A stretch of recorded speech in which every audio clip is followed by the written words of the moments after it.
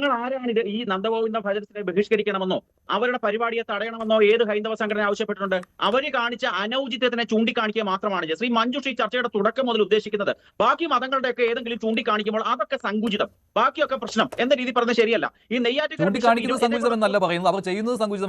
അല്ലല്ല, അതിനെപ്പറ്റി എന്താണ് കേരളത്തിൽ ചർച്ച ചെയ്യാത്തത്? കേരളത്തിലെ ഹിന്ദുവിന്റെ പ്രശ്നങ്ങളെ മാത്രം പർവ്വതീകരിച്ചുകൊണ്ട് ചർച്ച ചെയ്യുന്ന മാധ്യമങ്ങൾ എന്തേ ഈ കഴിഞ്ഞ ദിവസം ഇന്നത്തെ ദിവസം നമ്മൾ നോക്കൂ, കെ.സി. വേണുഗോപാൽ കോൺഗ്രസ് നേതാവ് ഉൾപ്പെടെയാണ് ഈ വിഷയത്തിൽ ഇത് പരാമർശങ്ങൾ നടത്തിയിരിക്കുന്നത്. ആലപ്പുഴ പാർലമെന്റ് മണ്ഡലത്തിലെ എം പി ആണല്ലോ കെ.സി. വേണുഗോപാൽ, ചേർത്തലയിലെ MLA ആണല്ലോ പ്രസാദ് എന്ന് പറഞ്ഞ മന്ത്രി. ഇവരൊക്കെ എന്തേ ഈ ശ്രീകൃഷ്ണ ഭഗവാന്റെ മുമ്പിൽ മന്തി വെച്ചതിനെ പറ്റി ഒരക്ഷരം ഇവർ മിണ്ടിയോ?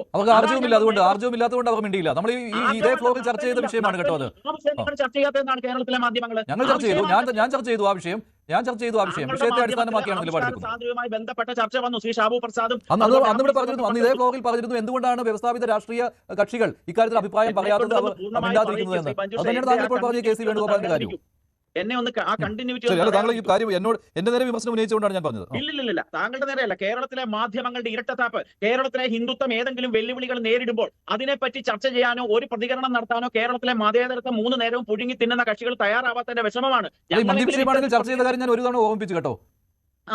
ന്യൂസ് 18 ചർച്ച വന്നു, ഞാൻ സമ്മതിച്ചു. പക്ഷേ കെ.സി. വേണുഗോപാല്, പ്രസാദ്, കേരളത്തിലെ മുഖ്യമന്ത്രി ആരും നാളിതുവരെ യാതൊരു അക്ഷരവും ഈ മന്തിയുമായി ബന്ധപ്പെട്ട വിവാദത്തിൽ പറഞ്ഞിട്ടില്ല. ഒരിടത്തല്ലല്ലോ മന്തി വിഷയം ഉണ്ടായത്, 8-9 സ്ഥലങ്ങളിലും ബാംഗ്ലൂരിലും ഉണ്ടായി. ഇതേപോലെ തന്നെ താങ്കൾ ഇപ്പോൾ നമ്മുടെ ശ്രീ വിനു കിരിയത്ത് സൂചിപ്പിച്ച ഒരു കാര്യമുണ്ട്. നെയ്യാറ്റിൻകര ബിഷപ്പ് ഇറക്കിയതിനകത്തെ ഒരു പരാമർശമല്ല നമ്മൾ ശ്രദ്ധിക്കേണ്ടത്. അതിനകത്തെ 5ാമത്തെ കാര്യം എന്താ പറയുന്നത്? ഇനി തൊട്ട് ക്രൈസ്തവ ദേവാലയങ്ങളിലെ ബൈബിൾ നാടകങ്ങളും ക്രിസ്തീയ ഭക്തി ഗാനമേളയും മാത്രമേ കർശനമായി പാടുള്ളൂ എന്നാണ് ഇറക്കിയിരിക്കുന്നത്. അതേ പറഞ്ഞുള്ളൂ. എന്തുകൊണ്ട്? വൺ വേ ട്രാഫിക് ആയിട്ട് കേരളത്തിലെ സാമൂഹ്യ സാഹചര്യത്തിനെ മതേതരത്വത്തിനെ മാറ്റുന്നതിനെതിരെ ഞങ്ങളുടെ കൂട്ടുള്ള ആൾക്കാർ ഏതെങ്കിലും തരത്തിലുള്ള ചൂണ്ടിക്കാണിക്കലുകളെങ്കിലും നടത്തിയില്ലെങ്കിൽ ഞങ്ങളൊക്കെ എന്തിനാണ് ഹിന്ദു സംഘടനാ പ്രതിനിധികളായിട്ട് കഴിയുന്നത്? ഞങ്ങൾ കൂടെ നിശബ്ദരാക്കപ്പെടുന്ന ഒരു കേരള സമൂഹത്തിനെ പറ്റി താങ്കളൊന്ന് ചിന്തിച്ചു നോക്കൂ. ഞങ്ങളെ നിശബ്ദരാക്കി കഴിഞ്ഞാൽ ഇവിടെ എന്താണ് സംഭവിക്കുന്നത്? കഴിഞ്ഞ 3-4 മാസക്കാലമായിട്ട് താങ്കൾ നോക്കൂ, കേരളത്തിൽ ഹിന്ദു വിരുദ്ധമായി ധാരാളം സംഭവം ഉണ്ടായി. ഇവിടുത്തെ ഒരു പ്രധാനപ്പെട്ട പത്രമായിട്ടുള്ള ദീപികയിലെ ഒരു പ്രധാനപ്പെട്ട ലേഖനം വന്നു. എഴുത്തച്ഛൻ ജീവിച്ചിരുന്നിട്ടേ ഇല്ല, അദ്ദേഹം രാമായണം എഴുതിയിട്ടേ ഇല്ല.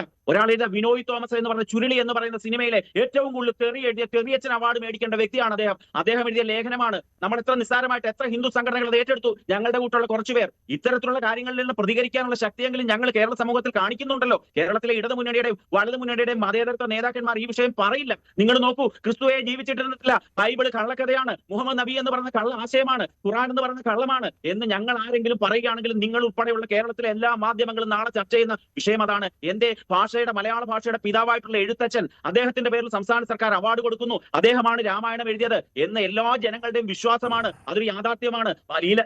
നമ്മുടെ ലീലാവതി ടീച്ചറും സി രാധാകൃഷ്ണൻ ഉൾപ്പെടെയുള്ള ഭാഷാ പണ്ഡിതന്മാർ കൃത്യമായി തെളിവുകൾ ഉദ്ധരിച്ചുകൊണ്ട് അക്കാര്യങ്ങൾ പറഞ്ഞിട്ടുണ്ട്. നന്ദഗോവിന്ദ ഭജൻസ് എന്ത് ചെയ്യണമെന്നാണ് താങ്കൾ പറയുന്നത്? ഇനി എന്താണ് നന്ദഗോവിന്ദ ഭജൻസുമായുള്ള നിങ്ങളുടെ പ്രസ്ഥാനത്തിന്റെ ഒരു നിലപാട്? നന്ദഗോവിന്ദ ഭജൻസിന് പറ്റിയിരിക്കുന്ന ഒരു അനൗചിത്യം ഞങ്ങൾ ചൂണ്ടിക്കാണിച്ചു. അവരെ എതിർക്കപ്പെടേണ്ടവരേ അല്ല, അവർ തീർച്ചയായിട്ടും ഉയരങ്ങളിലേക്ക് എത്തണമെന്ന് ആഗ്രഹിക്കുന്നവരാണ് ഞങ്ങളൊക്കെ തന്നെ. കേരളത്തിലെ ഭജൻ സംസ്കാരം ഉണ്ടാക്കിയിട്ടുണ്ട്. പക്ഷെ ഭജൻ സംസ്കാരം ഉണ്ടാക്കിയപ്പോൾ അതിന്റെ റിച്വൽ പാർട്ട്, ആചാരപരമായ കാര്യങ്ങൾ അനുഷ്ഠിക്കാൻ അവർ തയ്യാറാകണം. അവർ മതേതരത്വത്തിന്റെ കയ്യടി നേടാനോ മതേതരത്വത്തിന്റെ മേൽമൂടി ഇട്ടുകൊണ്ട് ഇത്തരത്തിൽ ചെയ്യുന്നതിനെ മാത്രമാണ്. താങ്കൾ അത് കാര്യം മനസ്സിലാക്കൂ. ഞങ്ങൾ അവർ പാടിയതിനെതിരല്ല. അവർ പാടിക്കൊള്ളട്ടെ, അവർക്ക് പാടേണ്ട വേദി ഇതല്ല. അവർ പാടേണ്ടത് ക്ഷേത്രവുമായി ബന്ധപ്പെട്ട ഒരു ചടങ്ങിലേ അല്ല എന്നാണ് മനസ്സിലാക്കേണ്ടത്. അവർ പുറത്തു പാടുന്നതിന് ഞങ്ങൾ എതിരല്ല. അവർ ഹൈന്ദവ രീതിയിലുള്ള ഭജന സമ്പ്രദായം അവലംബിച്ചുകൊണ്ട് കാലഘട്ടത്തിന് ആവശ്യമായ കുറെ മെക്കാനിസം ഒക്കെ കാണിച്ചുകൊണ്ട് അവർ പരിപാടി നടത്തുന്നതിന് ഞങ്ങൾ എതിരേ അല്ല. ഹിന്ദു മതം എന്ന് പറഞ്ഞ സ്വയം നവീകരണം തെരഞ്ഞെടുത്തിട്ടുള്ള മതമാണ്. അതിനകത്തോട്ട് ഇത്തരത്തിലുള്ള മതേതര വെള്ളം ചേർക്കലുകൾ ശരിയല്ല. കേരളത്തിലെ ഹിന്ദുവിനെതിരെ എന്തും കാണിക്കാം. ബാക്കിയുള്ളവരൊക്കെ പറയുമ്പോൾ അവർക്കൊക്കെ സങ്കുചിതമാണെന്നുള്ള വിശേഷം ശരിയല്ല. നമ്മൾ ശ്രദ്ധിക്കൂ, ഭജൻ ട്രൂപ്പിലുള്ളതിലെ 99% ഹിന്ദുക്കളാണ്. ഗാനമേള ട്രൂപ്പിൽ സർവ്വമതക്കാരുമുണ്ട്. അമ്പലത്തിൽ ഗാനമേള നടത്തിയാൽ ക്രിസ്തുവിനെ പറ്റിയോ നബിയെ പറ്റിയോ ഏത് പാട്ടും പാടിക്കൊള്ളട്ടെ. അതെന്ന് വെച്ചാൽ കാർണിവൽ പാട്ടാണ്, ആഹ്ലാദപരമായിട്ടുള്ള ഒരു ചടങ്ങാണ്. അവിടെ പാടുന്നതിന് ആരും എതിരല്ല. പക്ഷെ ഭജനത്തിന്റെ ആ രൂപത്തിൽ ഇവർ പാൻറിട്ടുകൊണ്ടോ ഇവർ ജീൻസ് ഇട്ടുകൊണ്ടോ ഒന്നും അല്ലല്ലോ പരിപാടി നടത്തുന്നത്. ഒരു ഹൈന്ദവ ഒരു സങ്കല്പം അനുസരിച്ച് പരിപാടി നടത്തുമ്പോൾ അതനുസരിച്ചുള്ള കാര്യങ്ങളിലൊരു ഔചിത്യം അവർ കാണിക്കേണ്ടിയിരുന്നു എന്ന് മാത്രമാണ് നമ്മൾ കൃത്യമായി ചൂണ്ടിക്കാണിച്ചിരിക്കുന്നത്. ആ അനുജന്മാർക്ക് ഭാവിയുള്ളവരാണ്, അവരിത് മനസ്സിലാക്കണം. അവരല്ലാതെ ഞാനൊരു കാര്യം, ശ്രീകൃഷ്ണ സ്തുതികൾ കൊണ്ട് ഏറ്റവും കൂടുതൽ പണം കേരളത്തിൽ ഉണ്ടാക്കിയ നന്ദഗോവിന്ദ ഭജൻസ് ആണ്. ഈ ശ്രീകൃഷ്ണ ഭഗവാനെ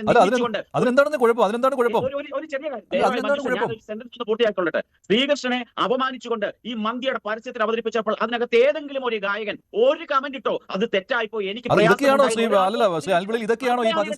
നിങ്ങളുടെ പ്രശ്നങ്ങൾ അതാണ്. ഈ നമ്മൾ മനസ്സിലാക്കേണ്ട കാര്യമുണ്ട്. അവര് മതേതരത്വത്തിന്റെ പാതയിലേക്ക് അങ്ങോട്ട് പോകുമ്പോൾ ഇതൊക്കെ മറക്കുന്നത് ശരിയല്ല.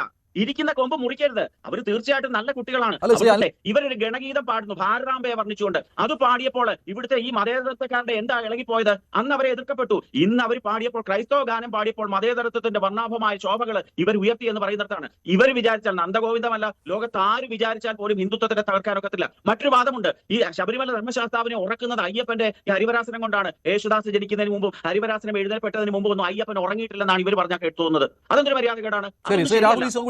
രാഹുൽ ഈശ്വർ ജിഹാദി നിലപാടുകളുടെ തമ്പുരാനായി മാറി. അധിക്ഷേപങ്ങൾ വേണ്ട. രാജകുമാരൻ കൂടിയായി അദ്ദേഹം മാറി എന്നുള്ളത് ഈ കാലഘട്ടം തെളിയിക്കുന്നത്. ഞങ്ങൾ നന്ദഗോവിന്ദ ഭജൻസിനെതിരെ അല്ല. എന്റെ ഫേസ്ബുക്ക് പേജ് നോക്കൂ. അവരെ ഉപദേശിച്ചുകൊണ്ടുള്ള ഒരു ഫേസ്ബുക്ക് പോസ്റ്റ് മാത്രമേ ഞാൻ ഇട്ടിട്ടുള്ളൂ. അവരെ വിമർശിച്ചതല്ല. അവർ സ്വയം തെറ്റുകൾ തിരിച്ചറിയണം.